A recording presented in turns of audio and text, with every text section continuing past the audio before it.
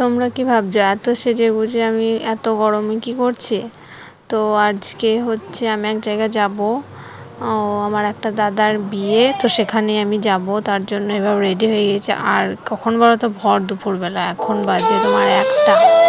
তো তোমরা বুঝতেই পারছো এত রোদ গরমে মানুষ ঘর থেকে বেরোতে পারছে না। আর এখন বিয়ে, তো এ দেখো রোদে পা দিয়েছে আর এত চ্যাক করে লেগেছে, এত গরম, রোদের তাপমাত্রা এতটাই। তো এ দেখো বেরিয়ে পড়েছি, টোটো আছে, তো টোটোতে করে যাব, তার জন্য রেডি হয়ে বেরিয়ে গেছি। এখানে মা যাবে, বাবা যাবে না, দেখো। তো তার জন্য একটু মন খারাপ হয়ে গেল। তো বাবা এখন মাঠ যাবে, আর এই রোদে মাঠ যাবে, তো বুঝতেই পারছো কতটা কষ্ট হয় একটা চাষি মানুষের।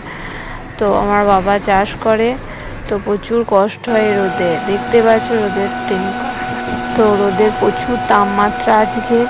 তো দেখো রাস্তা, এখন টোটোতে যাচ্ছি মাঠের মধ্যে, রাস্তার মধ্যে মাঠ আছে, তো এখানে এখন দেখো রাস্তা অত কোনো লোক নেই, তো আমরা এখন যাচ্ছি ভর দুপুরবেলায়। তো তারপর দেখো প্রচুর শরীর খারাপ হয়ে গিয়েছিলো বলে আমি এসে আর ভিডিও তুলতে পারিনি, এসে শুয়ে পড়েছিলাম। তো সন্ধ্যেবেলা একটু দেখে দিলাম, বিয়ের বাড়ি সব রয়েছে লোকজন। আর দেখো এটা বাড়ি আমার পিসিদের, তো এখানে বিয়ে, তো দাদার বিয়ে, তো তার জন্য এসেছি। তো বাড়িটা দেখতে পাচ্ছ, এটা বাড়ি। তো তারপরে সন্ধ্যেবেলা আমি একটু বেড়াতে যাব বার দিকে, বাজার দিকে। তো চলো বেড়াতে যাওয়া যাক। তো দেখো একটা কাপড়ের দোকানে চলে এসেছি, এখানে কিছু কেনাকাটা আছে, ওই জন্য চলে এসেছি এখানে কাপড়ের দোকানে। একটু দাঁড়িয়ে রইলাম, জিনিসটা কেনা হলে আবার অন্য দোকানে যাবো। দেখে জুতোর দোকান, এখানে বরের, যেটা আমার দাদার বিয়ে, তো বরের জুতো কেনা হচ্ছে, তার জন্য সব জুতোগুলো দেখা হচ্ছিলো। এখানে প্রচুর হাসি মজা হচ্ছিল, তো আমরা কনফিউজ হয়ে যাচ্ছিলাম যে কোন জুতোটা নেবো।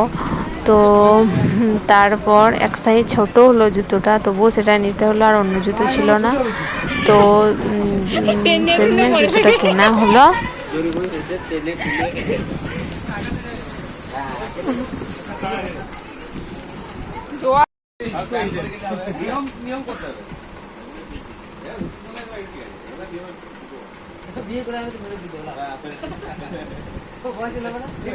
তো দেখো এখানে বাক্স সস দেখা হচ্ছিল, যেটা কালকে বউকে পাঠানো হবে। তো এখানে সব ঘেটে ঘুটে যাচ্ছে তার অবস্থা।